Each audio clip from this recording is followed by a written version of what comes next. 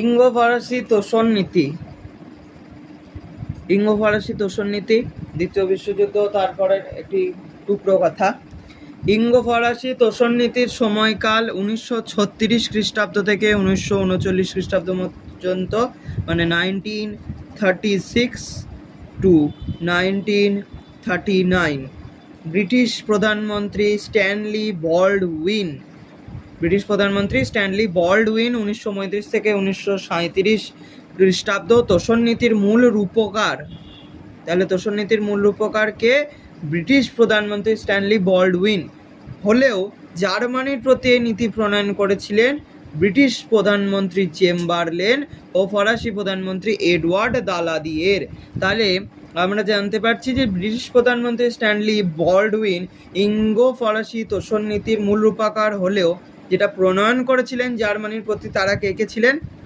ব্রিটিশের প্রধানমন্ত্রী Neville Chamberlain ও ফরাসি প্রধানমন্ত্রী এডওয়ার্ড দালাদিয়ের। তারা মুসোলিনি ও হিটলারকে তোষণ করার নীতি গ্রহণ করে নিজেদের গণতন্ত্রকে নাৎসি আগ্রাসন থেকে রক্ষা করতে চেয়েছিলেন, কারণ ভার্সাই চুক্তির 440টি ধারার সময় ফ্রান্স ও ইংল্যান্ড অন্যায়ভাবে জার্মানির কাছে প্রথম বিশ্বযুদ্ধের ক্ষতিপূরণ দাবি করে এবং একতরফা অপমানজনক আরোপিত চুক্তির সব শর্ত লঙ্ঘন করে হিটলার রণসজ্জায় সজ্জিত হয়ে উঠলে ইংল্যান্ড ও ফ্রান্স আতঙ্কিত হয়ে পড়ে। এই সময় স্পেনের গৃহযুদ্ধে 1936 হিটলার ও মুসোলিনি জেনারেল ফ্রাঙ্কোকে সাহায্য করলে। তাহলে স্পেনের গৃহযুদ্ধ আমরা 5 নম্বর চ্যাপ্টারে আগে দেখে এসেছি।